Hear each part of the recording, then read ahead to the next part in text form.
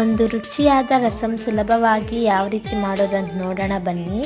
ಮೊದಲಿಗೆ ನಾನಿಲ್ಲಿ ಒಂದು ಮಿಕ್ಸಿ ಜಾರ್ ತಗೊಂಡು ಅದರೊಳಗಡೆ 2 ಒಣಮೆಣಸಿನ್ಕಾಯಿ, 1 ಹಸಿಮೆಣಸಿನ್ಕಾಯಿ, ಸ್ವಲ್ಪ ಬೆಳ್ಳುಳ್ಳಿ, ಅರ್ಧ ಟೊಮ್ಯಾಟೊ, ಜೀರಿಗೆ, ಮೆಣಸಿನಕಾಳು, ಹುಣಸೆಹಣ್ಣು, ಅದರೊಳಗೆ ಒಂದು ಸ್ವಲ್ಪ ಕೊತ್ತಂಬರಿ ಸೊಪ್ಪು ಹಾಕ್ಕೊಂಡು ರುಬ್ಕೊಂಡಿದ್ದೀನಿ.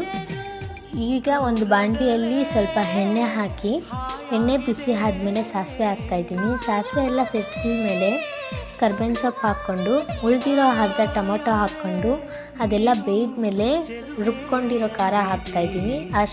ಅರಿಶಿನ ಪುಡಿ, ಉಪ್ಪು, ಅಗತ್ಯವಾಗಿರೋ ಅಷ್ಟು ನೀರು ಹಾಕ್ಕೊಂಡು ಚೆನ್ನಾಗಿ ಕುದಿಸ್ಕೋಬೇಕು.